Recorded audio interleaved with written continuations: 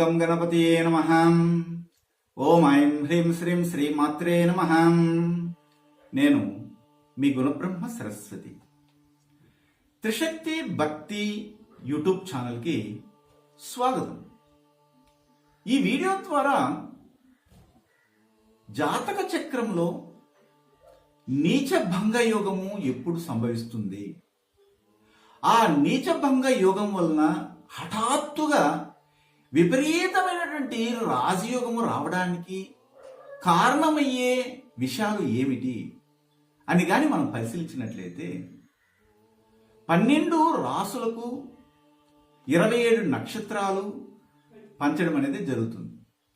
అంటే ఈ యొక్క ద్వాదశ భావాలలో 9 గ్రహాలు అనేవి అమరి ఉండడం కూడా మనకు తెలిసిందే. ఇది జ్యోతిష శాస్త్ర పరిశీలకులకు జాతకులకు వాటిపైన శ్రద్ధాశక్తులు ఉన్నటువంటి వారందరికీ తెలిసిన విషయం.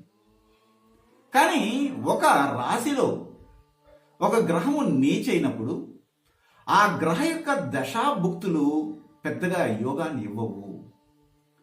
అంటే ఆ గ్రహము బలహీనమైనప్పుడు ఒకవేళ మీకు యోగాన్ని కలిగించాలంటే ఎలా అనే విషయాల్ని ఇప్పుడు కూలంకషంగా ఈ వీడియో ద్వారా తెలియజేయబోతున్నానండి. ఉదాహరణకు కాలపురుష తత్వ యోగంలో మొదటి రాశిగా మనము మేషరాశిని తీసుకుంటే, మేషరాశికి శని భగవానుడు నీచవడం జరుగుతుంది.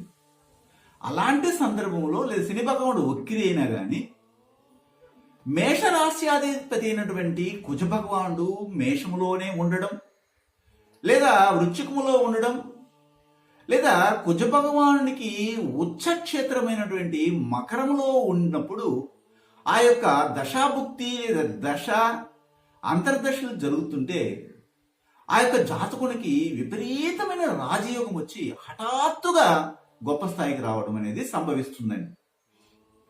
అలాగే మనం గమనించినట్లయితే మిథున రాశి గురించి తీసుకుందాం. మిథున రాశ్యాధిపతి అయినటువంటి బుధ భగవానుడు ఒక్కోసారి నీచ పొందడం జరుగుతుంది.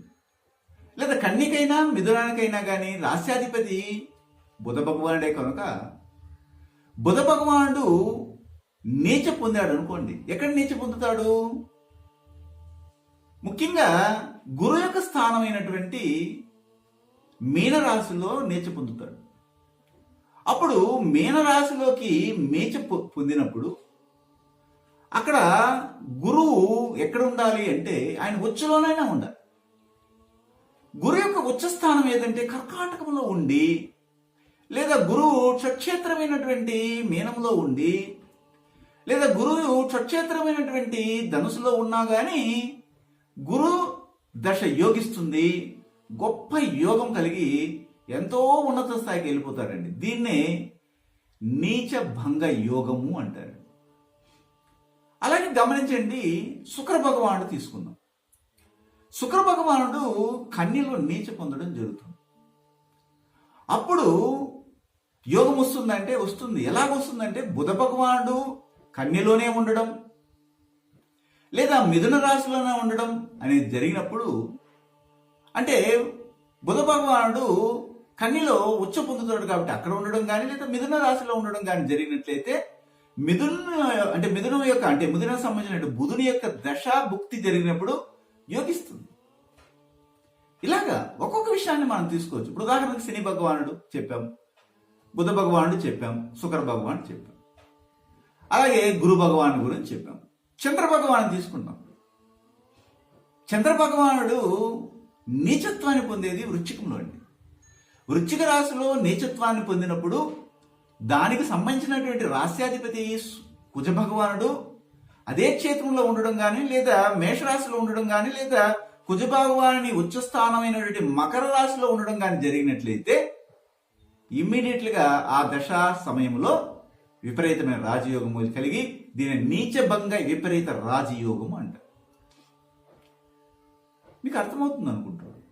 అలాగే గురు భగవానుడు ఒకవేళ మకరంలో నీచైనాడు, గురు భగవానుడు మకరంలో నీచయి అక్కడ రాశ్యాధిపతి ఏంటి అంటే మకరానికి కానీ కుంభానికి కానీ రాశ్యాధిపతి శని భగవానుడు మకరంలో ఉన్నా, లేదా ముఖ్యంగా కుంభములో ఉన్నా, లేదా తులారాశిలో ఉన్నా గాని అతను ఉచ్చ పొందుతాడు కనుక అక్కడ ఉన్నటువంటి శని భగవాని దశ, అంతర్దశ, దశాభుక్తులు, దశలు బాగా యోగించి రాత్రే నామినేటెడ్ పోస్ట్ క్లోజ్ చేస్తారు. రాజకీయం గొప్ప స్థానానికి వెళ్ళిపోతారు.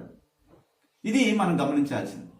అలాగే ఏ గ్రహానికైనా కానీ ఆ రాశిలో నీచి ఉండి ఆ గ్రహ రాశ్యాధిపతి, ఆ రాశికి సంబంధించిన రాశ్యాధిపతి చక్కగా ఉచ్చలో కానీ, క్షేత్రంలో కానీ, మూలకోణ క్షేత్రాల్లో కానీ ఇలాగా అమరి ఉంటే వాళ్ళకి విపరీతమైన రాజయోగం పుడుతుంది. ఉన్న ఫలంగా వారికి అన్ని కలిసి వస్తాయి. ఇన్నాళ్ళు వారిని చిదరించుకున్న వాళ్ళ దగ్గరకు వస్తారు. ఇన్నాళ్ళు వారు వద్దనుకున్నటువంటి వారు దూరంగా పెట్టిన వాళ్ళు దగ్గరకు చేర్చుకుంటారు. డబ్బు ఒక ధన ప్రవాహంలాగే వస్తుంది. అన్ని చోట్ల బ్లాక్ అయిపోయినప్పుడు డబ్బు మళ్ళీ ఇంటికి చేరడం జరుగుతుంది. వ్యాపారంలో నష్టపోయినవన్నీ కూడా తిరిగి వస్తాయి. యథాస్థానం ఉపహ్వయతే, పూర్వ వైభవాన్ని మళ్ళీ ఈ యొక్క నీచభంగ విపరీత రాజయోగం ఖచ్చితంగా ఇచ్చి తీరుతుంది అనటంలో ఎలాంటి సందేహం లేదు. ఒకవేళ మీ జాతకంలో కూడా ఇలాంటి రాజయోగం ఉండి విపరీతమైనటువంటి ఫలితాలు రావాలని ఉంటే మీ జాతక పరిశీలన చేసుకోండి. మీ దగ్గరలో ఉన్నటువంటి అనుష్ఠాన సాధన కరెక్ట్గా ఉన్నటువంటి వారి దగ్గరికి, సిద్ధుల దగ్గరికి మంచి జాతక పరిశీలన చేసి డిటర్మినేషన్ ఆఫ్ మైండ్తో సూక్ష్మంగా పరిశీలన చెప్పగలిగే వారి దగ్గరికి, పండితుల దగ్గరికి వెళ్ళండి. ఎక్కడైనా చూసుకుని మీరు బాగుపడాల్సిందే. అదే నాకు కావాల్సింది. ఒకవేళ మీకు మా పైన నమ్మకం ఉండి గురుగారు బాగా చెప్తున్నారని మీకు అనిపిస్తే మా వీడియోని చూస్తూ స్క్రోల్ అవుతున్న ఫోన్ నెంబర్కి ఫోన్ చేసి, ప్రపంచంలో ఏ మూల నుండైనా కానీ మాకు ఫోన్ చేసి దానికి తగిన పారితోషికాన్ని అందించి మాకు జ్యోతిష్య ఆలోచనలతో పాలు పంచుకొని ఉన్నత స్థాయికి రావడానికి అవకాశాన్ని పొందండి. మరో అంశంతో, మరొక కొత్త అతి ఆసక్తి కలిగించే విషయంతో మీ ముందుకు వస్తాను. మీ గుణబ్రహ్మ సరస్వతి. సర్వే జనా సుఖినో భవంతు. శుభం భూయాత్.